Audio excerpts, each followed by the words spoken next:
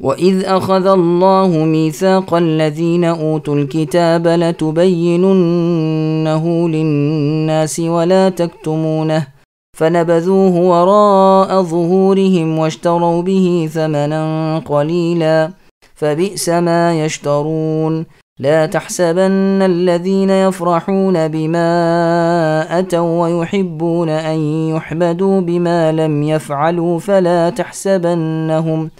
فلا تحسبنهم بمفازة من العذاب ولهم عذاب أليم ولله ملك السماوات والأرض والله على كل شيء قدير۔ اللہ تعالیٰ نے جب اہل کتاب سے عہد لیا کہ تم اسے سب لوگوں سے بیان کرتے رہا کرو اور اسے چھپاؤ نہیں، پھر بھی ان لوگوں نے اس عہد کو اپنے پیچھے ڈال دیا اور اسے بہت کم قیمت پر بیچ ڈالا، ان کا یہ بیوپار بہت برا ہے۔ وہ لوگ جو اپنے کرتوتوں پر خوش ہیں اور چاہتے ہیں کہ جو انہوں نے نہیں کیا اس پر بھی ان کی تعریفیں کی جائیں، تو آپ اے نبی انہیں عذاب سے چھٹکارے میں نہ سمجھیے، ان کے لیے تو دردناک عذاب ہے۔ آسمانوں اور زمینوں کے مالک اللہ تعالیٰ ہی ہیں اور اللہ تعالیٰ ہر چیز پر قادر ہیں۔ سامعین، اب آیتوں کی تفسیر سماعت کیجیے۔ اہل کتاب اور عالم ارواح میں کیا گیا وعدہ۔ اللہ تعالیٰ یہاں اہل کتاب کو ڈانٹ رہے ہیں کہ پیغمبروں کی وساطت سے جو عہد ان کا اللہ تعالیٰ سے ہوا تھا کہ رسول آخر الزماں محمد صلی اللہ علیہ وسلم پر یہ ایمان لائیں گے اور آپ کے ذکر کو اور آپ کی بشارت کی پیش گوئی کو لوگوں میں پھیلائیں گے اور انہیں آپ کی تابعداری پر آمادہ کریں گے، اور پھر جس وقت آپ آ جائیں تو یہ دل آپ کے تابعدار ہو جائیں گے۔ لیکن انہوں نے اس عہد کو چھپا لیا اور اس کے ظاہر کرنے پر جن دنیا اور آخرت کی بھلائیوں کا ان سے وعدہ کیا گیا تھا، ان کے بدلے دنیا کی تھوڑی سی پونجی میں الجھ کر رہ گئے۔ ان کی یہ خرید و فروخت بد سے بدتر ہے۔ اس میں علماء کو تنبیہ ہے کہ وہ ان کی طرح نہ کریں، ورنہ ان پر بھی وہی سرزنش ہوگی جو ان پر ہوئی، اور انہیں بھی اللہ کی وہ ناراضگی اٹھانی پڑے گی جو انہوں نے اٹھائی۔ علماء کرام کو چاہیے کہ ان کے پاس جو نفع دینے والا دینی علم ہو، جس سے لوگ نیک عمل جم کر سکتے ہوں، اسے پھیلاتے رہیں اور کسی بات کو نہ چھپائیں۔ سنن نبی داؤد کی حدیث میں ہے، اللہ کے رسول نے فرمایا، جس شخص سے علم کا کوئی مسئلہ پوچھا جائے اور وہ اسے چھپا لے تو قیامت کے دن آگ کی لگام پہنایا جائے گا۔ دوسری آیت میں ریاکاری کی مذمت بیان ہو رہی ہے۔ بخاری اور مسلم کی حدیث میں ہے، جو شخص جھوٹا دعویٰ کر کے زیادتی مال کمانا چاہے اسے اللہ تعالیٰ اور کم کر دیں گے۔ بخاری اور مسلم کی دوسری حدیث میں ہے، جو نہ دیا گیا ہو اس کے ساتھ آسودگی جتانے والا مثل دو جھوٹے کپڑے پہننے والے کے ہے۔ مسند احمد میں ہے کہ ایک مرتبہ مروان ابن الحکم نے اپنے دربان رافع سے کہا کہ عبداللہ بن عباس رضی اللہ عنہما کے پاس جاؤ اور ان سے کہو کہ اگر اپنے کام پر خوش ہونے اور نہ کیے ہوئے کام پر تعریف پسند کرنے کے باعث اللہ کا عذاب ہوگا تو ہم میں سے کوئی اس سے چھٹکارا نہیں پا سکتا۔ عبداللہ بن عباس رضی اللہ عنہما نے اس کے جواب میں فرمایا کہ تم کو اس آیت سے کیا تعلق، یہ تو اہل کتاب کے بارے میں ہے۔ پھر آپ رضی اللہ عنہ نے وَإِذْ أَخَذَ اللَّهُ سے اس آیت کے ختم تک تلاوت کی اور فرمایا کہ ان سے نبی صلی اللہ علیہ وسلم نے کسی چیز کے بارے میں سوال کیا تھا تو انہوں نے یعنی اہل کتاب نے اس کا کچھ اور ہی غلط جواب دیا اور باہر نکل کر گمان کرنے لگے کہ ہم نے رسول اللہ کے سوال کا جواب دے دیا، اور ساتھ ہی ان کی یہ بھی چاہت تھی کہ رسول اللہ کے پاس ہماری تعریف ہوگی، اور اصلی سوال کے جواب کے چھپا لینے پر اور اپنے جھوٹے فقرے چل جانے پر بھی وہ خوش تھے۔ اسی کا بیان اس آیت میں ہے۔ یہ حدیث بخاری وغیرہ میں بھی ہے، اور صحیح بخاری شریف میں یہ بھی ہے کہ جب رسول اللہ صلی اللہ علیہ وسلم میدان جنگ میں تشریف لے جاتے تو منافقین اپنے گھروں میں گھسے بیٹھے رہتے، ساتھ نہ جاتے، پھر خوشیاں مناتے کہ ہم لڑائی سے بچ گئے۔ اب جب اللہ تعالیٰ کے نبی صلی اللہ علیہ وسلم واپس لوٹتے تو یہ باتیں بناتے، جھوٹے سچے عذر کرتے اور قسمیں کھا کھا کر اپنے معذور ہونے کا رسول اللہ کو یقین دلاتے، اور چاہتے کہ نہ کی وہ کام پر بھی ہماری تعریفیں ہوں جس پر یہ آیت اتری۔ تفسیر ابن مردویہ میں ہے کہ مروان نے ابو سعید رضی اللہ عنہ سے اس آیت کے بارے میں اسی طرح سوال کیا تھا جس طرح ابن عباس رضی اللہ عنہما سے پوچھوایا، تو ابو سعید رضی اللہ عنہ نے اس کا مصداق اور اس کا شان نزول ان منافقوں کو قرار دیا جو غزوے کے وقت بیٹھ جاتے، اگر مسلمانوں کو نقصان پہنچا تو بغلیں بجاتے، اگر فائدہ ہوا تو اپنا معذور ہونا ظاہر کرتے اور فتح اور نصرت کی خوشی کا اظہار کرتے۔ اسی پر مروان نے کہا، کہاں ہے یہ واقعہ، کہاں یہ آیت؟ تو ابو سعید رضی اللہ عنہ نے فرمایا کہ یہ زید ابن ثابت بھی اس سے واقف ہیں۔ مروان نے زید رضی اللہ عنہ سے پوچھا، آپ نے بھی اس کی تصدیق کی؟ پھر ابو سعید رضی اللہ عنہ نے فرمایا، اس کا علم رافع ابن خدیج رضی اللہ عنہ کو بھی ہے، جو مجلس میں موجود تھے، لیکن انہیں ڈر ہے کہ اگر یہ خبر کر دیں گے تو آپ ان کی اونٹنیاں جو صدقے کی ہیں چھین لیں گے۔ باہر نکل کر زید رضی اللہ عنہ نے کہا، میری شہادت پر تم میری تعریف نہیں کرتے؟ ابو سعید رضی اللہ عنہ نے فرمایا، تم نے سچی شہادت ادا کر دی؟ تو زید رضی اللہ عنہ نے فرمایا، پھر بھی سچی شہادت پر میں مستحق تعریف تو ہوں۔ مروان اس زمانے میں مدینے پر امیر تھا۔ دوسری روایت میں ہے کہ مروان کا یہ سوال رافع ابن خدیج رضی اللہ عنہ سے ہی پہلے ہوا تھا۔ اس سے پہلے کی روایت میں یہ گزر چکا ہے کہ مروان نے اس آیت کی بابت ابن عباس رضی اللہ عنہما سے پوچھوایا تھا۔ تو یاد رہے کہ ان دونوں میں کوئی تضاد اور منافات نہیں۔ ہم کہہ سکتے ہیں کہ آیت عام ہے، اسے بھی شامل ہے اور اسے بھی۔ مروان والی روایت میں بھی ممکن ہے پہلے ان دونوں صاحبوں نے جواب دیے ہوں، پھر مزید تشفی کے طور پر عبداللہ بن عباس رضی اللہ عنہما سے بھی مروان نے بذریعے اپنے آدمی کے سوال کیا ہو، واللہ اعلم۔ ثابت ابن قیس الانصاری رضی اللہ عنہ حاضر خدمت نبوی ہو کر عرض کرتے ہیں کہ اللہ کے رسول، مجھے تو اپنی ہلاکت کا بڑا اندیشہ ہے۔ آپ نے فرمایا، کیوں؟ جواب دیا، ایک تو اس وجہ سے کہ اللہ تعالیٰ نے اس بات سے روکا ہے کہ جو نہ کیا ہو اس پر تعریف کو پسند کریں، اور میرا یہ حال ہے کہ میں تعریف پسند کرتا ہوں۔ دوسری بات یہ ہے کہ تکبر سے اللہ تعالیٰ نے روکا ہے، اور میں جمال کو یعنی خوبصورتی کو پسند کرتا ہوں۔ تیسرے یہ کہ رسول اللہ کی آواز سے بلند آواز کرنا ممنوع ہے، اور میں بلند آواز ہوں۔ تو رسول اللہ نے فرمایا، کیا تو اس بات سے خوش نہیں کہ تیری زندگی بہترین اور باخیر ہو، اور تیری موت شہادت کی موت ہو، اور تو جنتی بن جائے؟ یہ خوش ہو کر کہنے لگے، کیوں نہیں اللہ کے رسول، یہ تو بہت ہی اچھی بات ہے۔ چنانچہ یہی ہوا کہ آپ رضی اللہ عنہ کی زندگی حمید یعنی تعریف والی ہوئی، اور موت شہادت کی ہوئی۔ مسیلمہ کذاب کے ساتھ مسلمانوں کی جو جنگ ہوئی، اس میں آپ رضی اللہ عنہ نے شہادت پائی۔ تحسبنہم کو یحسبنہم بھی پڑھا گیا ہے۔ یہ روایت حاکم اور ابن حبان میں ہے، لیکن مرسل ہونے کی وجہ سے ضعیف ہے۔ پھر آگے اللہ فرماتے ہیں کہ آپ انہیں عذاب سے نجات پالینے والا خیال اے نبی نہ کیجئے، انہیں عذاب ضرور ہوگا اور وہ بھی دردناک۔ پھر ارشاد ہے کہ ہر چیز کے مالک اور ہر چیز پر قادر اللہ تعالیٰ ہیں، اللہ کو کوئی کام عاجز نہیں کر سکتا۔ پس تم اللہ سے ڈرتے رہو اور اللہ کی مخالفت نہ کرو، اللہ کے غضب سے بچنے کی کوشش کرو اور اللہ کے عذابوں سے اپنا بچاؤ کر لو، نہ تو کوئی اللہ سے بڑا نہ اللہ سے زیادہ قدرت والا ہے۔ ان في خلق السماوات والارض واختلاف الليل والنهار لآيات لأولي الألباب الذين يذكرون الله قياما وقعودا وعلى جنوبهم ويتفكرون في خلق السماوات والأرض ربنا ما خلقت هذا باطلا سبحانك فقنا عذاب النار ربنا إنك من تدخل النار فقد أخزيته وما للظالمين من أنصار ربنا إننا سمعنا مناديا ينادي للإيمان أن آمنوا بربكم فآمنا ربنا فاغفر لنا ذنوبنا وكفر عنا سيئاتنا وتوفنا مع الأبرار ربنا وآتنا ما وعدتنا على رسلك ولا تخزنا يوم القيامة إنك لا تخلف الميعاد۔ بے شک آسمانوں اور زمین کی پیدائش میں اور رات دن کے ہیر پھیر میں یقیناً عقل مندوں کے لیے نشانیاں ہیں، جو اللہ تعالیٰ کا ذکر کرتے ہیں کھڑے اور بیٹھے اور اپنی کروٹوں پر لیٹے، اور آسمان و زمین کی پیدائش میں غور و فکر کرتے ہیں اور کہتے ہیں، اے ہمارے پروردگار، آپ نے یہ بے فائدہ نہیں بنایا، آپ پاک ہیں، پس ہمیں عذاب آنکھ سے بچا لیجئے۔ اے ہمارے پالنے والے، آپ جسے جہنم میں ڈالیں یقیناً آپ نے اسے رسوا کیا، اور ظالموں کا مددگار کوئی نہیں۔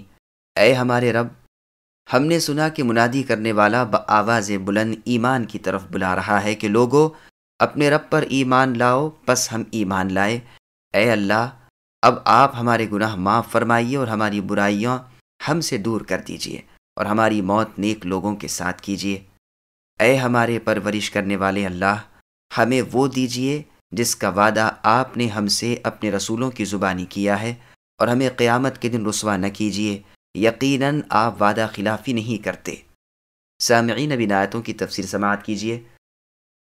اللہ تعالیٰ کی مخلوقات میں غور و فکر کی ترغیب۔ اس آیت کا مطلب یہ ہے کہ آسمان جیسی بلند اور وسعت والی مخلوق اور زمین جیسی پست اور سخت لمبی چوڑی مخلوق، پھر آسمان میں بڑی بڑی نشانیاں، مثلاً چرنے پھرنے والے اور ایک جا ٹھہرنے والے ستارے، اور زمین کی بڑی بڑی پیداوار، مثلاً پہاڑ اور جنگل اور درخت اور گھاس اور کھیتیاں اور پھل اور مختلف قسم کے جاندار اور کانے اور الگ الگ ذائقے والے اور طرح طرح کی خوشبوؤں والے اور مختلف خواص والے میوے وغیرہ، کیا یہ سب آیات قدرت ایک سوچ سمجھ والے انسان کی رہبری اللہ تعالیٰ کی طرف نہیں کر سکتی؟ جو اور نشانیاں دیکھنے کی ضرورت باقی رہے، پھر دن رات کا آنا جانا اور ان کا کم زیادہ ہونا، پھر برابر ہو جانا، یہ سب اس زبردست علم والے اللہ تعالیٰ کی قدرت کاملہ کی پوری نشانیاں ہیں۔ اسی لیے آیت کے آخر میں اللہ نے فرمایا کہ اس میں عقل مندوں کے لیے کافی نشانیاں ہیں، جو پاک نفس والے ہر چیز کی حقیقت پر نظریں ڈالنے کے عادی ہیں، اور بے وقوفوں کی طرح آنکھ کے اندھے اور کان کے بہرے نہیں، جن کی حالت اور جگہ بیان ہوئی ہے کہ وہ آسمان اور زمین کی بہت سی نشانیاں پیروں تلے رونتے ہوئے گزر جاتے ہیں اور غور و فکر نہیں کرتے۔ ان میں کے اکثر باوجود اللہ کو ماننے کے پھر بھی شرک سے نہیں بچ سکتے۔ اب ان عقل مندوں کی صفتیں بیان ہو رہی ہیں کہ وہ اٹھتے بیٹھتے لیٹتے اللہ کا نام لیا کرتے ہیں۔ بخاری اور مسلم کی حدیث میں ہے کہ رسول اللہ نے عمران بن حسین رضی اللہ عنہ سے فرمایا، کھڑے ہو کر نماز پڑھا کرو، اگر طاقت نہ ہو تو بیٹھ کر، اور اگر یہ بھی نہ ہو سکے تو لیٹے لیٹے ہی صحیح۔ یعنی کسی حالت میں اللہ کو یاد کرنے سے غفلت نہ برتو، دل میں اور پوشیدہ اور زبان سے ذکر اللہ کرتے رہا کرو۔ یہ لوگ آسمان و زمین کی پیدائش میں نظریں دوڑاتے ہیں اور ان کی حکمتوں پر غور کرتے ہیں، جو اس خالق اکتا کی عظمت و قدرت، علم و حکمت، اختیار و رحمت پر دلالت کرتی ہیں۔ سلیمان دارانی رحمہ اللہ فرماتے ہیں کہ گھر سے نکل کر جس چیز پر میری نظر پڑتی ہے، میں دیکھتا ہوں کہ اس میں اللہ تعالیٰ کی ایک نعمت مجھ پر موجود ہے اور میرے لیے وہ باعث عبرت ہے۔ حسن بصری رحمہ اللہ کا قول ہے کہ 1 ساعت یعنی 1 گھڑی غور و فکر کرنا رات بھر کے قیام سے افضل ہے۔ فضیل ابن عیاض رحمہ اللہ فرماتے ہیں کہ حسن بصری رحمہ اللہ کا قول ہے کہ غور و فکر اور مراقبہ یعنی دھیان دینا ایک ایسا آئینہ ہے جو تیرے سامنے تیری برائیاں بھلائیاں پیش کر دے گا۔ سفیان ابن عیینہ رحمہ اللہ فرماتے ہیں، غور و فکر ایک نور ہے جو تیرے دل پر اپنا پرتو ڈالے گا، اور بسا اوقات یہ بیت پڑتے، اذا المرء كانت له فکرة ففی کل شیء له عبرة، یعنی جس انسان کو باریک بینی کی اور سوچ سمجھ کی عادت پڑ گئی، اسے ہر چیز میں ایک عبرت اور آیت نظر آتی ہے۔ عیسیٰ علیہ السلام فرماتے ہیں، خوش نصیب ہے وہ شخص جس کا بولنا ذکر اللہ اور نصیحت ہو، اور اس کا چپ رہنا غور و فکر ہو، اور اس کا دیکھنا عبرت اور تنبیہ ہو۔ لقمان حکیم رحمۃ اللہ علیہ کا یہ حکمت آموز مقولہ بھی یاد رہے کہ تنہائی کی گوشہ نشینی جس قدر زیادہ ہو، اسی قدر غور و فکر اور انجام بینی زیادہ ہوتی ہے، اور جس قدر یہ بڑھ جائے اسی قدر وہ راستے انسان پر کھل جاتے ہیں جو اسے جنت میں پہنچا دیں۔ وہب ابن منبہ رحمہ اللہ فرماتے ہیں، جس قدر مراقبہ زیادہ ہوگا اسی قدر سمجھ بوجھ تیز ہوگی، اور جتنی سمجھ زیادہ ہوگی اتنا علم نصیب ہوگا، اور جس قدر علم زیادہ ہوگا نیک اعمال بھی بڑھیں گے۔ عمر بن عبد العزیز رحمہ اللہ کا ارشاد ہے کہ اللہ عز و جل کے ذکر میں زبان کا چلانا بہت اچھا ہے، اور اللہ کی نعمتوں میں غور و فکر کرنا افضل عبادت ہے۔ مغیث بن اسود رحمہ اللہ مجلس میں بیٹھے ہوئے فرماتے کہ لوگوں، قبرستان ہر روز جایا کرو تاکہ تم کو انجام کا خیال پیدا ہو، پھر اپنے دل میں اس منظر کو حاضر کرو کہ تم اللہ تعالیٰ کے سامنے کھڑے ہو، پھر ایک جماعت کو جہنم میں لے جانے کا حکم ہوتا ہے اور ایک جماعت جنت میں جاتی ہے۔ اپنے دلوں کو اس حال میں جذب کرو اور اپنے بدن کو بھی وہیں حاضر جان لو۔ جہنم کو اپنے سامنے دیکھو، اس کے ہتھوڑوں کو، اس کی آنکھ کے قید خانوں کو اپنے سامنے لاؤ۔ اتنا فرماتے ہی دھاڑے مار مار کر رونے لگتے ہیں، یہاں تک کہ بے ہوش ہو جاتے ہیں۔ عبداللہ بن مبارک رحمہ اللہ فرماتے ہیں، ایک شخص نے ایک راہب سے ایک قبرستان اور ایک کوڑا ڈالنے کی جگہ پر ملاقات کی اور اس سے کہا، اے راہب، تیرے پاس اس وقت 2 خزانے ہیں، ایک خزانہ لوگوں کا یعنی قبرستان، ایک خزانہ مال کا یعنی کوڑا کرکٹ پاخانہ پیشاب ڈالنے کی جگہ۔ عبداللہ بن عمر رضی اللہ عنہما کھنڈرات پر جاتے اور کسی ٹوٹے پوٹے دروازے پر کھڑے رہ کر نہایت حسرت و افسوس کے ساتھ آواز نکالتے اور فرماتے، اے اجڑے ہوئے گھروں، تمہارے رہنے والے کہاں ہیں؟ پھر خود فرماتے، سب زیر زمین چلے گئے، سب فنا کا جام پی چکے، صرف اللہ تعالیٰ کی ذات کو ہمیشگی والی بقا ہے۔ عبداللہ بن عباس رضی اللہ عنہما کا ارشاد ہے، 2 رکعتیں جو دل بستگی کے ساتھ ادا کی جائیں اس تمام نماز سے افضل ہیں جس میں ساری رات گزار دی لیکن دلچسپی نہ تھی۔ حسن بصری رحمہ اللہ فرماتے ہیں، اے ابن آدم، اپنے پیٹ کے تیسرے حصے میں کھا، تیسرے حصے میں پانی پی اور تیسرے حصے ان سانسوں کے لیے چھوڑ جس میں تو آخرت کی باتوں پر، اپنے انجام پر اور اپنے اعمال پر غور و فکر کر سکے۔ بعض حکیموں کا قول ہے، جو شخص دنیا کی چیزوں پر بغیر عبرت حاصل کیے نظر ڈالتا ہے، اس غفلت کے اندازے سے اس کی دل کی آنکھیں کمزور پڑ جاتی ہیں۔ بشر بن الحارث الحافی رحمۃ اللہ علیہ کا فرمان ہے کہ اگر لوگ اللہ تعالیٰ کی عظمت کا خیال کرتے تو ہرگز ان سے نافرمانیاں نہ ہوتی۔ عامر بن عبد قیس رحمۃ اللہ علیہ فرماتے ہیں کہ میں نے بہت سے صحابہ رضی اللہ عنہم سے سنا ہے کہ ایمان کی روشنی غور و فکر اور مراقبے میں ہے۔ مسیح ابن مریم علیہ السلام کا فرمان ہے کہ ابن آدم، اے ضعیف انسان، جہاں کہیں تو ہو اللہ تعالیٰ سے ڈرتا رہ، دنیا میں عاجزی اور مسکینی کے ساتھ رہ، اپنا گھر مسجدوں کو بنا لے، اپنی آنکھوں کو رونا سکھا، اپنے جسم کو صبر کی عادت سکھا، اپنے دل کو غور و فکر کرنے والا بنا، کل کی روزی کی فکر آج نہ کر۔ امیر المؤمنین عمر بن عبدالعزیز رحمۃ اللہ علیہ ایک مرتبہ مجلس میں بیٹھے ہوئے رو دیے۔ لوگوں نے وجہ پوچھی تو آپ نے فرمایا، میں نے دنیا میں اور اس کی لذتوں میں اور اس کی خواہشوں میں غور و فکر کیا اور عبرت حاصل کی، جب نتیجہ پر پہنچا تو میری امنگیں ختم ہو گئیں۔ حقیقت یہ ہے کہ ہر شخص کے لیے اس میں عبرت و نصیحت ہے اور واز و پند ہے۔ حسین ابن عبد الرحمن رحمۃ اللہ علیہ نے بھی اپنے اشعار میں اس مضمون کو خوب نبھایا ہے۔ بس اللہ تعالیٰ نے اپنے ان بندوں کی مدح و ثنا بیان کی جو مخلوقات اور کائنات سے عبرت حاصل کریں اور نصیحت لیں، اور ان لوگوں کی مذمت بیان کی جو قدرت کی نشانیوں پر غور نہ کریں۔ مؤمنوں کی مدح یعنی تعریف میں بیان ہو رہا ہے کہ یہ لوگ اٹھتے بیٹھتے لیٹتے اللہ تعالیٰ کا ذکر کرتے ہیں، زمین و آسمان کی پیدائش میں غور و فکر کرتے ہیں اور کہتے ہیں کہ اے اللہ، آپ نے اس خلق یعنی اس مخلوق کو عبث اور بیکار نہیں بنایا بلکہ حق کے ساتھ پیدا کیا ہے تاکہ بروں کو برائی کا بدلہ اور نیکوں کو نیکیوں کا بدلہ عطا فرمائے۔ پھر اللہ تعالیٰ کی پاکیزگی بیان کرتے ہیں کہ آپ اے اللہ اس سے منزہ ہیں کہ کسی چیز کو محمل بنائیں۔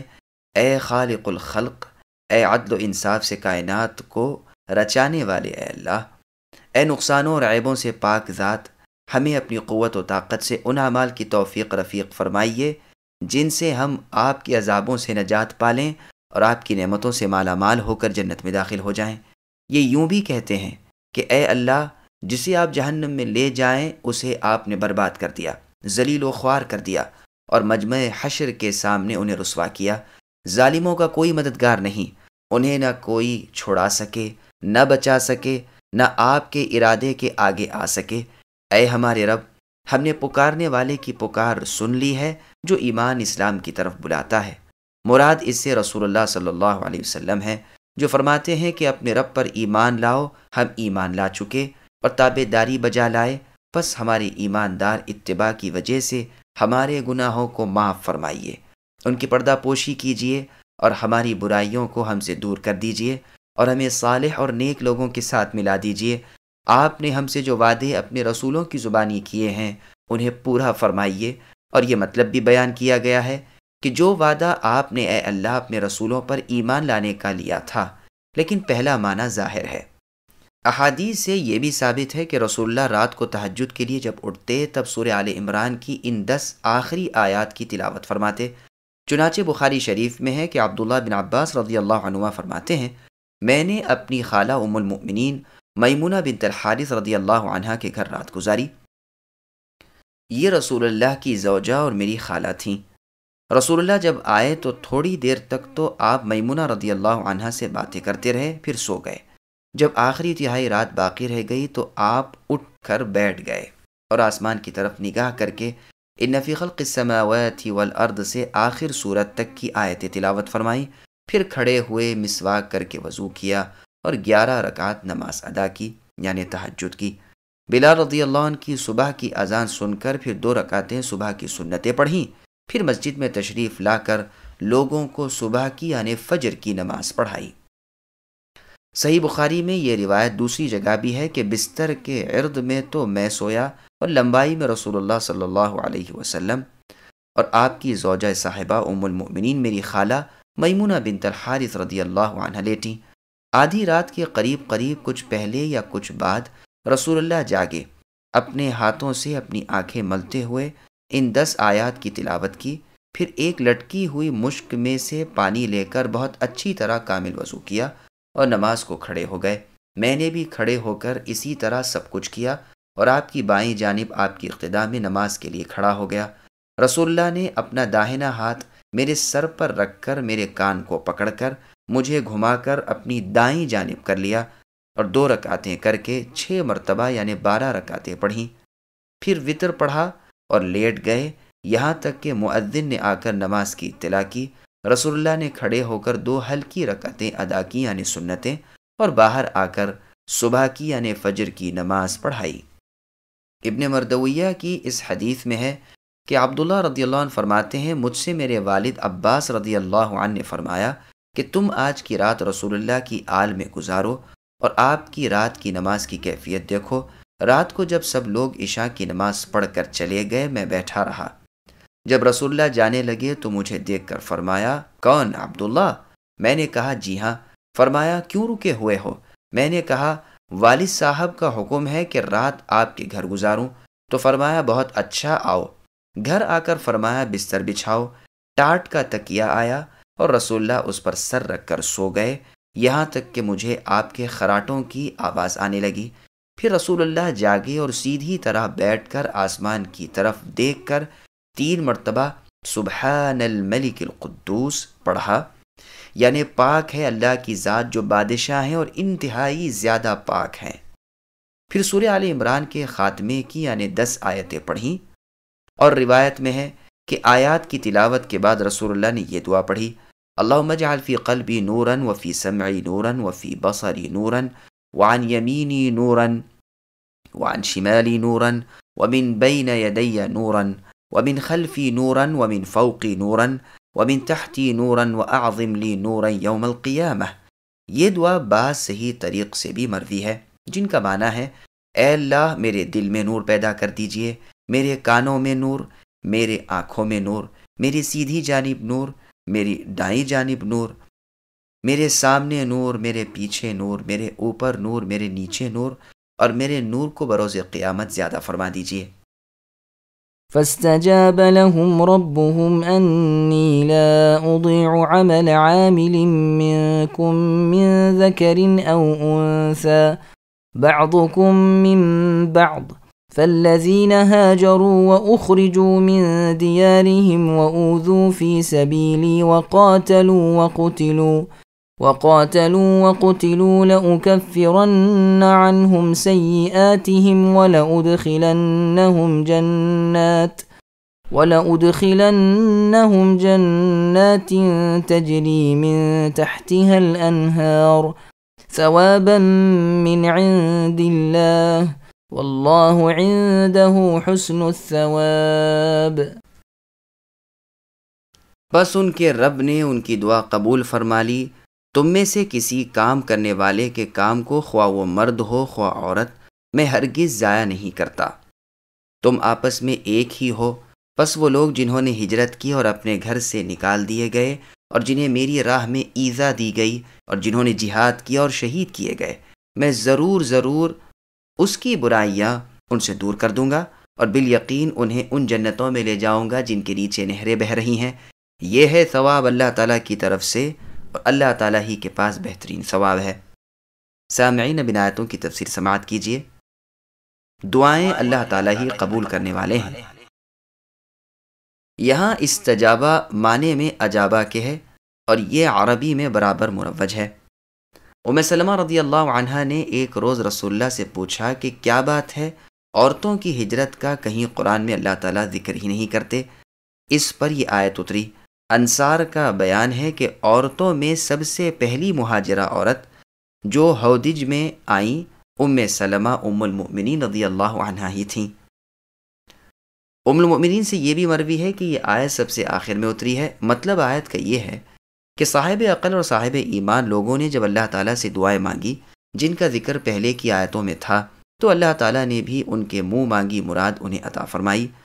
اسی لیے اس آیت کو فا سے شروع کیا، جیسے اور جگہ ہے وَإِذَا سَأَلَكَ عِبَادِي عَنِّي، یعنی میرے بندے جب اے نبی آپ سے میرے بارے میں سوال کریں تو آپ کہہ دیجئے کہ میں تو بہت ہی نزدیک ہوں علم کے اعتبار سے۔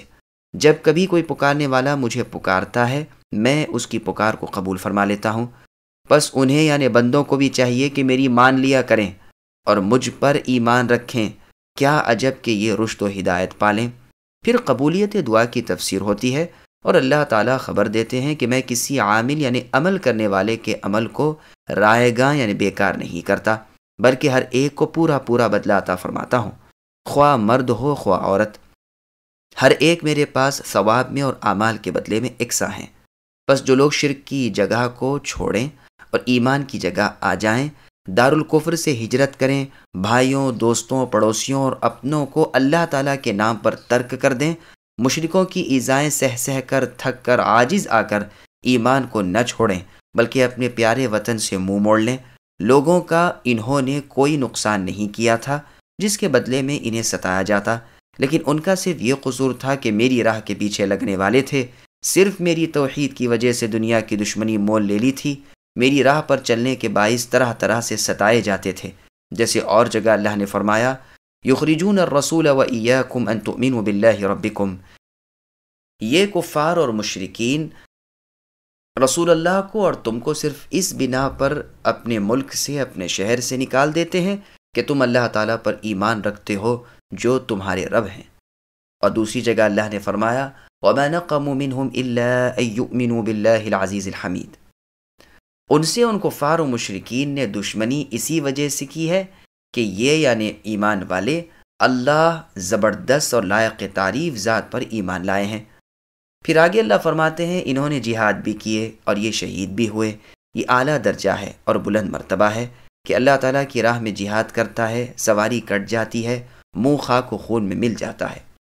بخاری اور مسلم میں ہے کہ ایک شخص نے کہا ہے اللہ کے رسول، اگر میں صبر کے ساتھ نیک نیتی سے اور دلیری سے پیچھے نہ ہٹ کر اللہ کی راہ میں جہاد کروں اور پھر شہید کر دیا جاؤں تو کیا اللہ تعالیٰ میری خطائیں معاف فرما دیں گے؟ رسول اللہ نے فرمایا ہاں۔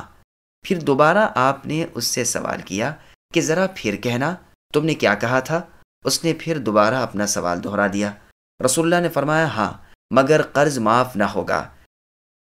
یہ بات جبریل علیہ السلام مجھ سے ابھی ابھی کہہ گئے، بس یہاں فرماتے ہیں کہ میں ان کی بدیاں معاف فرما دوں گا اور انہیں ان جنتوں میں لے جاؤں گا جس میں چوطرف نہریں بہہ رہی ہیں، جن میں سے کسی میں دودھ ہے، کسی میں شہد، کسی میں خالص شراب، کسی میں صاف پانی، اور وہ نعمتیں ہوں گی جو نہ کسی کان نے سنی، نہ کسی آنکھ نے دیکھی، نہ کسی انسانی دل پر کبھی خیال گزرا۔ یہ ہے بدلہ اللہ تعالیٰ کی طرف سے۔ ظاہر ہے کہ جو ثواب اس شہنشاہ عالی اللہ کی طرف سے ہو وہ کس قدر زبردست اور بے انتہا ہوگا۔ جیسے کسی شاعر کا قول ہے کہ اگر وہ عذاب کرے تو وہ بھی مہلک اور برباد کر دینے والا، اور اگر انعام دے تو وہ بھی بے حساب، قیاس سے بڑھ کر، کیونکہ اللہ کی ذات بے پرواہ ہے۔ نیک اعمال لوگوں کا بہترین بدلہ اللہ تعالیٰ ہی کے پاس ہے۔ شداد ابن اوس رحمۃ اللہ علیہ فرماتے ہیں لوگو اللہ تعالیٰ کی قضا یعنی فیصلے پر غمگین اور بے صبرے نہ ہو جایا کرو۔ سنو مومن پر ظلم و جور نہیں ہوتا۔ اگر تمہیں خوشی اور راحت پہنچے تو اللہ تعالیٰ کی حمد اور اللہ کا شکر کرو، اور اگر کوئی برائی پہنچے تو صبر و سحار کرو اور نیکی اور ثواب کی تمنا رکھو۔ اللہ تعالیٰ کے پاس بہترین بدلے اور پاکیزہ ثواب ہیں۔ لا يغرنك تقلب الذين كفروا في البلاد متاع قليل ثم مأواهم جهنم وبئس المهاد لكن الذين اتقوا ربهم لهم جنات تجري من تحتها الأنهار خالدين فيها نزلا من عند الله وما عند الله خير للأبرار۔ اے نبی، آپ کو کافروں کا شہروں میں چلنا پھرنا فریب میں نہ ڈال دے، یہ تو بہت ہی تھوڑا فائدہ ہے، اس کے بعد ان کا ٹھکانہ تو جہنم ہے اور وہ بری جگہ ہے۔ لیکن جو لوگ اپنے رب سے ڈرتے رہیں ان کے لیے جنتیں ہیں جن کے نیچے نہریں جاری ہیں، ان میں وہ ہمیشہ رہیں گے۔ مہمانی ہے اللہ تعالیٰ کی طرف سے، اور نیک کاروں کے لیے جو کچھ اللہ تعالیٰ کے پاس ہے وہ بہت ہی بہتر ہے۔ سامعین، اب ان آیتوں کی تفسیر سماعت کیجیے۔ ایمان کے بغیر دنیاوی آسائش آخرت میں کوئی فائدہ نہ دے گی۔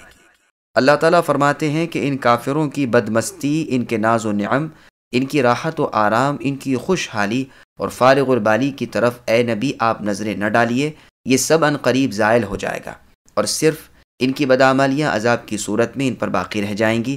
ان کی یہ تمام نعمتیں آخرت کے مقابلے میں بالکل ہیچ ہیں۔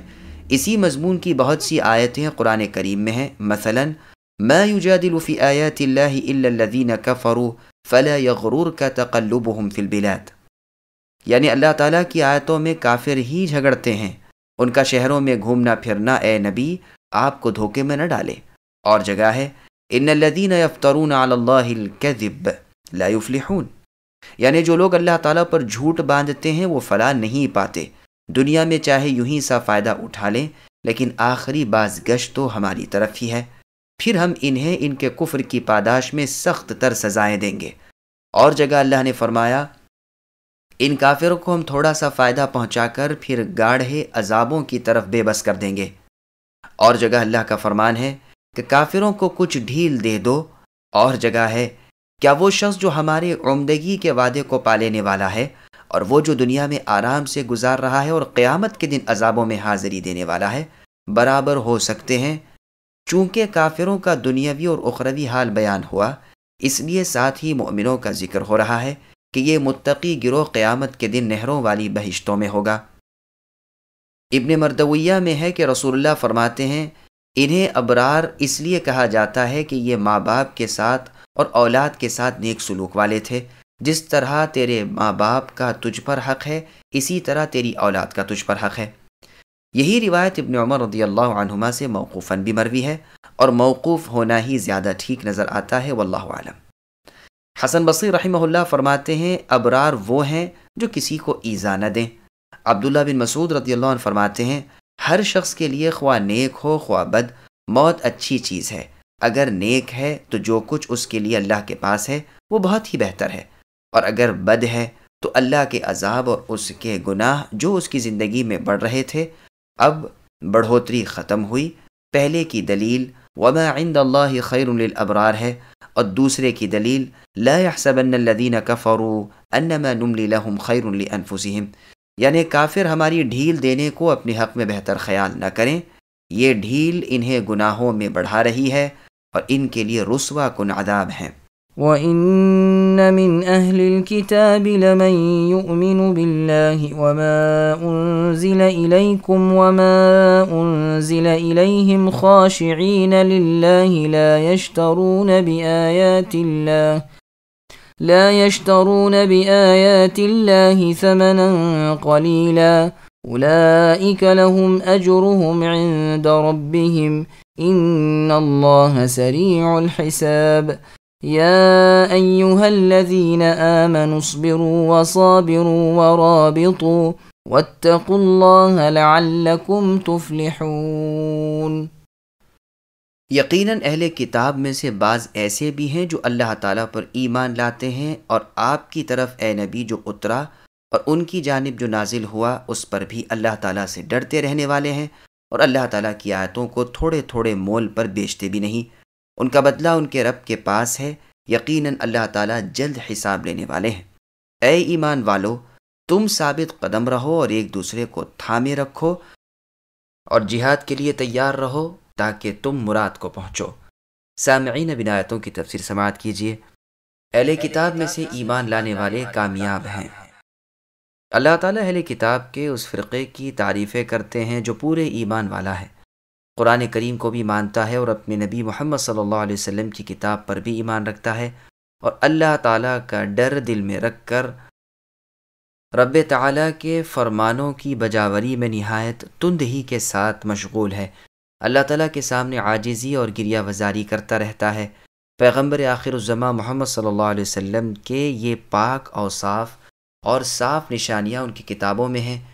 اسے وہ پا کر چھپاتا نہیں بلکہ ہر ایک کو دکھاتا ہے اور رسول اللہ کے مان لینے کی رغبت دلاتا ہے۔ ایسی جماعت اللہ تعالیٰ کے پاس اجر پائے گی، خواہ یہودیوں کی ہو خواہ نصرانیوں کی۔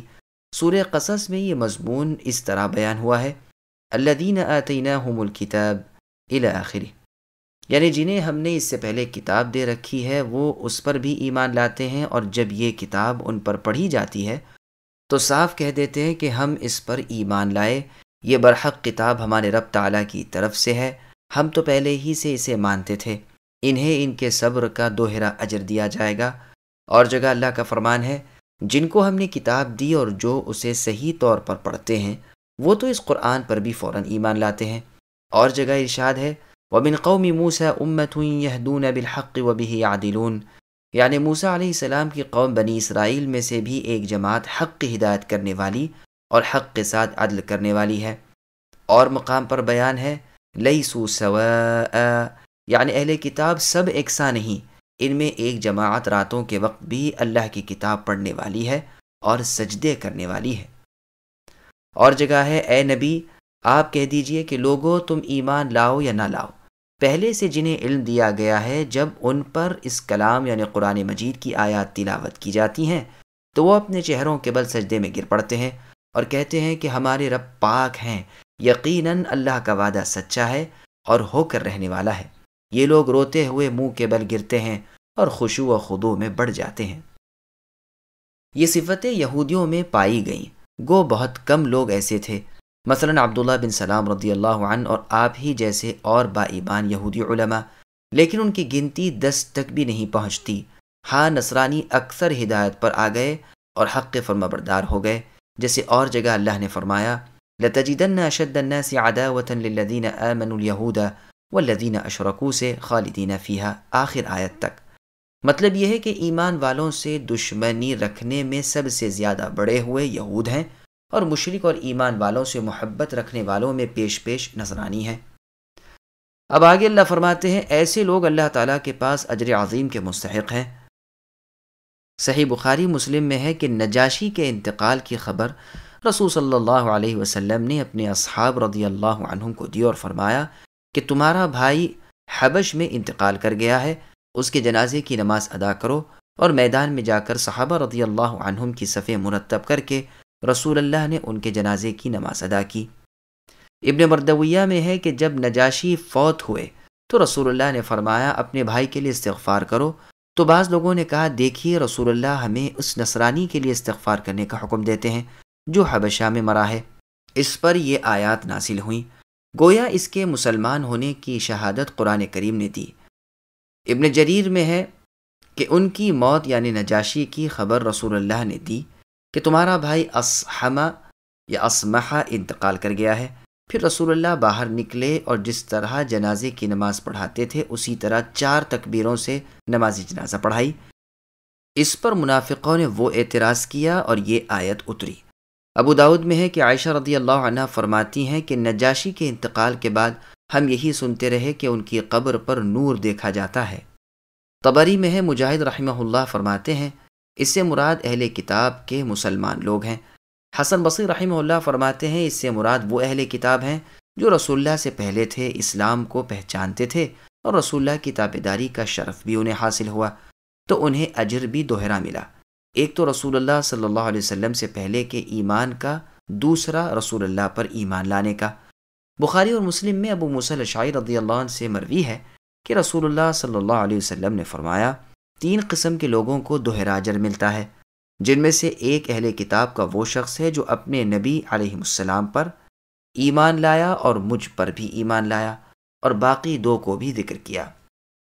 اللہ تعالیٰ کی آیتوں کو تھوڑی قیمت پر نہیں بیچتے، یعنی اپنے پاس کی علمی باتوں کو نہیں چھپاتے، جیسا کہ ان میں سے ایک رذیل ذلیل جماعت کا شیوا تھا، بلکہ یہ لوگ تو اسے پھیلاتے اور خوب ظاہر کرتے ہیں۔ ان کا بدلہ ان کے رب تعالیٰ کے پاس ہے، اللہ تعالیٰ جلد حساب لینے والے ہیں، یعنی جلد سمیٹنے اور گھیرنے اور شمار کرنے والے ہیں۔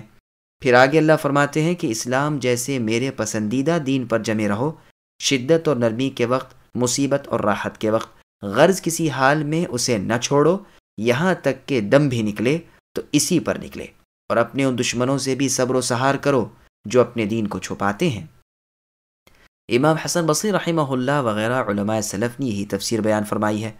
مرابطہ کہتے ہیں عبادت کی جگہ میں ہمیشگی کرنے کو اور ثابت قدمی سے جم جانے کو، اور کہا گیا ہے کہ ایک نماز کے بعد دوسری نماز کے انتظار کو۔ یہی قول ہے عبداللہ ابن عباس، سہل ابن حنیف اور محمد ابن کعب القرظی رضی اللہ عنہم اور رحمہم اللہ کا۔ صحیح مسلم شریف اور نسائی میں ہے کہ رسول اللہ فرماتے ہیں، آؤ میں تمہیں بتاؤں کہ کس چیز سے اللہ تعالیٰ گناہوں کو مٹا دیتے ہیں اور درجوں کو بڑھاتے ہیں۔ تکلیف ہوتے ہوئے کامل وضو کرنا، دور سے چل کر مسجدوں میں پیدل آنا، ایک نماز کے بعد دوسری نماز کا انتظار کرنا، یہی رباط ہے، یہی رباط ہے، یہی اللہ تعالیٰ کی راہ کی مستعدی ہے۔ اور یہ بھی کہا گیا ہے کہ رابطوں سے دشمن سے جہاد کرنا اور اسلامی ملک کی حدود کی نگہبانی کرنا اور دشمنوں کو اسلامی شہروں میں نہ گھسنے دینا ہے۔ اس کی ترغیب میں بھی بہت سی حدیثیں ہیں، اور اس پر بھی بڑے ثواب کا وعدہ ہے۔ جہاد کی تیاری اور ترغیب۔ صحیح بخاری میں ہے، ایک دن کی جہاد کی تیاری ساری دنیا سے اور جو اس میں ہے سب سے افضل ہے۔ مسلم شریف کی حدیث میں ہے، ایک دن رات کی جہاد کی تیاری ایک مہینے کے کامل روزوں اور ایک مہینے کی تمام شب بیداری یعنی تہجد پڑھتے رہنے سے افضل ہے۔ اور اسی تیاری کی حالت میں موت آ جائے تو جتنے اعمال صالحہ کرتا تھا سب کا ثواب پہنچتا رہتا ہے، اور اللہ تعالیٰ کے پاس سے روزی پہنچائی جاتی ہے اور فتنوں سے امن پاتا ہے۔ مسند احمد میں ہے، ہر مرنے والے کے اعمال ختم ہو جاتے ہیں مگر جو شخص اللہ تعالیٰ کی راہ کی تیاری میں ہو اور اسی حال میں مر جائے تو اس کا عمل قیامت تک بڑھتا رہتا ہے اور اسے فتنہ قبر سے نجات ملتی ہے۔ ابن ماجہ کی روایت میں یہ بھی ہے کہ قیامت کے دن کی گھبراہٹ سے اسے امن ملے گا۔ مسند احمد میں ہے، امیر المؤمنین عثمان بن عفان رضی اللہ عنہ نے اپنے ممبر پر خطبہ پڑھتے ہوئے ایک مرتبہ فرمایا، میں تم کو رسول اللہ صلی اللہ علیہ وسلم سے اپنی سنی ہوئی بات سناتا ہوں، میں نے اب تک ایک خاص خیال سے اسے نہیں سنایا۔ رسول اللہ کا فرمان ہے، اللہ کی راہ میں ایک رات کا پہرا 1000 راتوں کی عبادت سے افضل ہے۔ جو تمام راتیں قیام میں اور تمام دن صیام میں گزارے جائیں۔ اس حدیث کو اب تک بیان نہ کرنے کی وجہ خلیفۃ الرسول نے یہ بیان فرمائی ہے کہ مجھے ڈر تھا کہ اس فضیلت کے حاصل کرنے کے لیے کہیں تم سب نبی صلی اللہ علیہ وسلم کے شہر مدینہ چھوڑ کر میدان جنگ میں نہ چل دو۔ اب میں سنا دیتا ہوں، ہر شخص کو اختیار ہے کہ جو بات اپنے لیے پسند کرتا ہے اس کا پابند ہو جائے۔ مسند کی دوسری روایت میں یہ بھی ہے کہ آپ نے پھر فرمایا، کیا میں نے پہنچا دی؟ لوگوں نے کہا ہاں۔ آپ نے فرمایا، اے اللہ آپ گواہ رہیے۔ ترمذی شریف میں ہے کہ شرحبیل ابن صمت رضی اللہ عنہ محافظت سرحد میں تھے اور زمانہ زیادہ گزر جانے کے بعد کچھ تنگ دل ہو رہے تھے کہ سلمان فارسی رضی اللہ عنہ ان کے پاس پہنچے اور فرمایا، آؤ میں تمہیں اللہ کے پیغمبر کی ایک حدیث سناؤں۔ رسول اللہ نے فرمایا ہے، ایک دن کی سرحد کی حفاظت 1 مہینے کے صیام و قیام سے افضل ہے، اور جو اسی حالت میں مر جائے وہ فتنہ قبر سے محفوظ رہتا ہے اور اس کے اعمال قیامت تک جاری رہتے ہیں۔ سنن نبی داؤد میں ہے کہ سہل ابن حنظلہ رضی اللہ عنہ فرماتے ہیں کہ حنین کے دن ہم رسول اللہ صلی اللہ علیہ وسلم کے ساتھ چلے، شام کی نماز میں نے رسول اللہ کے ساتھ ادا کی، جو ایک گھوڑے سوار آیا اور کہا، اے اللہ کے رسول، میں آگے نکل گیا تھا اور فلاں پہاڑ پر چڑھ کر میں نے نگاہ ڈالی تو دیکھا کہ قبیلہ حوازن کے لوگ میدان میں آ گئے ہیں، یہاں تک کہ ان کی اونٹنیاں، بکریاں، عورتیں اور بچے بھی ساتھ ہیں۔ رسول اللہ صلی اللہ علیہ وسلم مسکرا اور فرمایا، انشاءاللہ یہ سب کل مسلمانوں کی غنیمت میں ہوگا۔ پھر فرمایا، بتاؤ آج کی رات پہرا کون دے گا؟ انس بن ابی مرثد رضی اللہ عنہ نے کہا اے اللہ کے رسول میں حاضر ہوں۔ رسول اللہ صلی اللہ علیہ وسلم نے فرمایا جاؤ سواری لے کر آؤ۔ وہ اپنے گھوڑے پر سوار ہو کر حاضر ہوئے۔ رسول اللہ نے فرمایا اس گھاٹی میں چلے جاؤ اور اس پہاڑی کی چوٹی پر چڑھ جاؤ، خبردار تمہاری طرف سے ان کے ساتھ کوئی چھیڑ چھاڑ صبح تک نہ ہو۔ صبح جس وقت نماز کے لیے رسول اللہ نماز کی جگہ آئے، 2 سنتیں ادا کی اور لوگوں سے پوچھا کہو تمہارا پہرے دار سوار کی تو کوئی آہٹ سنائی نہیں دی؟ لوگوں نے کہا نہیں اللہ کے رسول، اب تکبیر کہی گئی، یعنی اقامت ہوئی اور رسول اللہ نے نماز شروع کی۔ خیال آپ کا اسی گھاٹی کی طرف تھا۔ نماز سے سلام پھیرتے ہی رسول اللہ نے فرمایا خوش ہو جاؤ، تمہارا گھوڑے سوار آ رہا ہے۔ ہم نے جھاڑیوں میں سے جھانک کر دیکھا تو تھوڑی دیر میں ہمیں بھی دکھائی دے گیا۔ آ کر رسول اللہ سے کہا اللہ کے رسول، میں اس وادی کے اوپر کے حصے پر پہنچ گیا تھا اور ارشاد کے مطابق وہیں رات گزاری۔ صبح میں نے دوسری گھاٹی بھی دیکھ ڈالی لیکن وہاں بھی کوئی نہیں۔ رسول اللہ نے فرمایا کیا رات کو وہاں سے تم نیچے بھی اترتے تھے؟ جواب دیا نہیں، صرف نماز کے لیے اور قضائے حاجت یعنی پاخانہ پیشاب کے لیے تو نیچے اترا تھا۔ رسول اللہ نے فرمایا تم نے اپنے لیے جنت واجب کر لی، اب تم اس کے بعد کوئی عمل نہ کرو تو بھی تم پر کوئی حرج نہیں۔ اور مسند احمد میں ہے کہ غزوے کے موقع پر ایک رات کو ہم بلند جگہ پر تھے اور سخت سردی تھی، یہاں تک کہ لوگ زمین میں گڑھے کھود کھود کر اپنے اوپر ڈھالیں لے لے کر پڑے ہوئے تھے۔ رسول اللہ نے اس وقت آواز دی کہ کوئی ہے جو آج کی رات ہماری چوکی داری کرے اور مجھ سے بہترین دعا لے؟ تو ایک انصاری کھڑے ہو گئے اور کہا اللہ کے رسول میں تیار ہوں۔ رسول اللہ نے اسے پاس بلا کر نام دریافت کر کے اس کے لیے بہت دعا کی۔ ابو ریحانہ رضی اللہ عنہ یہ دعائیں سن کر آگے بڑھے اور کہنے لگے اے اللہ کے رسول میں بھی پہرا دوں گا۔ رسول اللہ نے مجھے بھی پاس بلایا اور نام پوچھ کر میرے لیے بھی دعائیں کی، لیکن انصاری صحابی رضی اللہ عنہ سے یہ دعا کم تھی۔ پھر رسول اللہ نے فرمایا اس آنکھ پر جہنم کی آنچ حرام ہے جو اللہ تعالیٰ کے ڈر سے روئے، اور اس آنکھ پر بھی جو اللہ کی راہ میں شب بیداری کرے۔ صحیح بخاری میں ہے برباد ہوا دنیا کا بندہ اور کپڑوں کا بندہ، اگر مال دیا جائے تو خوش ہے اور اگر نہ دیا جائے تو ناخوش ہے۔ یہ برباد ہوا اور خراب ہو گیا، اسے اگر کانٹا چبھ جائے تو نکالنے کی کوشش بھی نہ کی جائے۔ خوش نصیب ہوا اور خوب پھولا پھلا وہ شخص جو اللہ تعالیٰ کی راہ میں جہاد کے لیے اپنے گھوڑے کی لگام تھامے ہوئے ہے، بکھرے ہوئے بال ہیں اور گرد آلودہ قدم ہیں، اگر چوکیداری پر مقرر کر دیا گیا ہے تو چوکیداری کر رہا ہے، اور اگر لشکر کے اگلے حصے میں مقرر کر دیا گیا ہے تو وہیں خوش ہے۔ لوگوں کی نظروں میں اتنا گرا پڑا ہے کہ اگر کہیں جانا چاہے تو اجازت نہ ملے، اور اگر کسی کی سفارش کرے تو قبول نہ ہو۔ الحمدللہ اس آیت کے متعلق خاصی حدیثیں بیان ہو گئیں۔ اللہ تعالیٰ کے اس فضل و کرم پر ہم اللہ کا شکر ادا کرتے ہیں اور شکر گزاری سے رہتی دنیا تک فارغ نہیں ہو سکتے۔ تفسیر ابن جریر میں ہے کہ ابو عبیدہ بن جراح رضی اللہ عنہ نے امیر المؤمنین خلیفۃ المسلمین عمر بن الخطاب رضی اللہ عنہ کو میدان جنگ سے خط لکھا اور اس میں رومیوں کی فوج کی کثرت، ان کے آلات حرب کی حالت اور ان کی تیاریوں کی کیفیت بیان کی، اور لکھا کہ سخت خطرے کا موقع ہے۔ یہاں سے فاروق اعظم رضی اللہ عنہ کا جواب گیا جس میں حمد و ثناء کے بعد تحریر تھا کہ کبھی کبھی مؤمن بندوں پر سختیاں بھی آ جاتی ہیں لیکن اللہ تعالیٰ ان کے بعد آسانیاں بھیج دیتے ہیں۔ سنو ایک سختی 2 آسانیوں پر غالب نہیں آ سکتی۔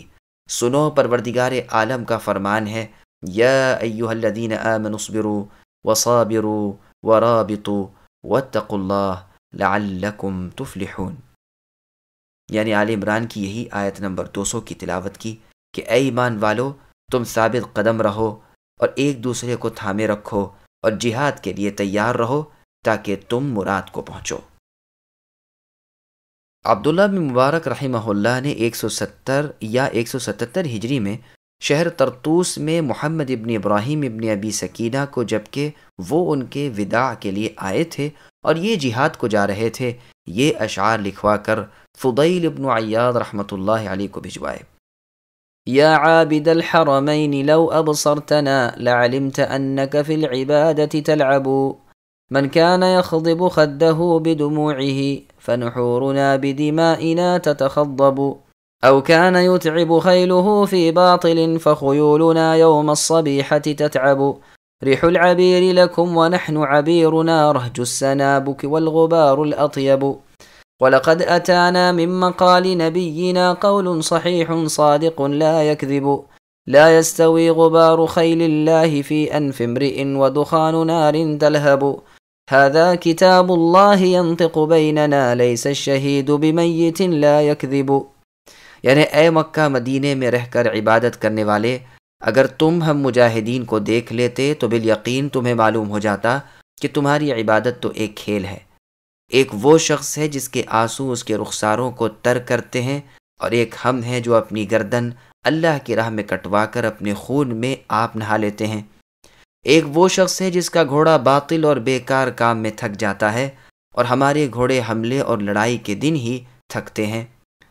اگر کی خوشبوئیں تمہارے لیے ہیں اور ہمارے لیے اگر کی خوشبو گھوڑوں کی ٹاپوں کی خاک اور پاکیزہ گرد و غبار ہے. یقین مانو ہمیں نبی صلی اللہ علیہ وسلم کی حدیث پہنچ چکی ہے جو سراسر راستی اور درستی والی بالکل سچی ہے کہ جس کسی کے ناک میں اس ربانی لشکر کی گرد بھی پہنچ گئی، اس کے ناک میں شعلے مارنے والی جہنم کی آگ کا دھواں بھی نہ جائے گا. اور لو، یہ ہے اللہ تعالیٰ کی پاک کتاب جو ہم میں موجود ہے، اور صاف کہہ رہی ہے اور سچ کہہ رہی ہے کہ شہید مردہ نہیں. محمد ابن ابراہیم رحمۃ اللہ علیہ فرماتے ہیں، جب میں نے مسجد الحرام پہنچ کر فضیل بن عیاض رحمۃ اللہ علیہ کو عبداللہ بن مبارک رحمہ اللہ کے ان کے نام یہ اشعار دکھائے تو آپ پڑھ کر زار و قطار روئے. فرمایا، ابو عبد الرحمن یعنی عبداللہ بن مبارک رحمہ اللہ نے اللہ کی رحمتیں ان پر ہوں صحیح اور سچ فرمایا، اور مجھے نصیحت کی اور میری بے حد خیر خواہی کی. پھر مجھ سے فرمایا، کیا تم حدیث لکھتے ہو؟ میں نے کہا ہاں. کہا، اچھا، تم جو یہ نصیحت نامہ پاس لائے ہو اس کے بدلے میں تم کو ایک حدیث لکھواتا ہوں. وہ یہ کہ رسول اللہ صلی اللہ علیہ وسلم سے ایک شخص نے درخواست کی کہ اللہ کے رسول، مجھے ایسا عمل بتائیے جس سے میں مجاہد کا ثواب پالوں. رسول اللہ نے فرمایا، کیا تم میں یہ طاقت ہے کہ نماز ہی پڑھتے رہو اور تھکو نہیں، اور روزے رکھتے چلے جاؤ اور کبھی بے روزہ نہ رہو؟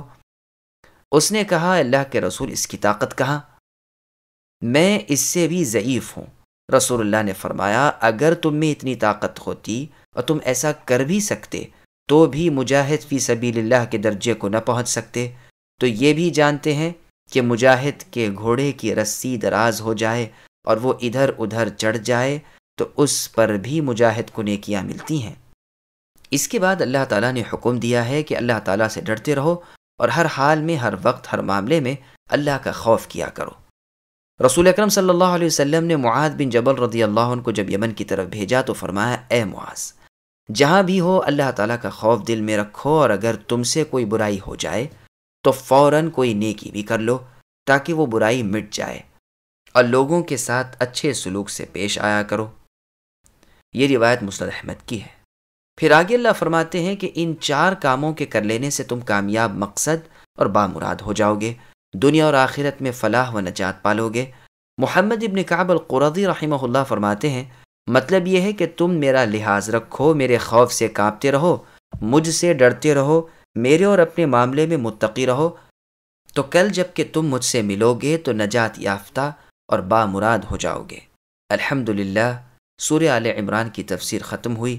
وَلِلَّهِ الْحَمْدُ وَالْمِنَّةُ وَنَسْأَلُهُ الْمَوْتَ عَلَى الْكِتَابِ وَالسُّنَّةِ آمین یا الہ العالمین. اور اللہ ہی کے لیے تعریف ہے، اور احسان کرنا اور جتلانا بھی اللہ ہی کا حق ہے، اور اللہ ہی سے ہم کتاب اور سنت پر مرتے دم تک قائم رہنے کا سوال کرتے ہیں. آمین. اے تمام جہانوں کے معبود برحق اللہ.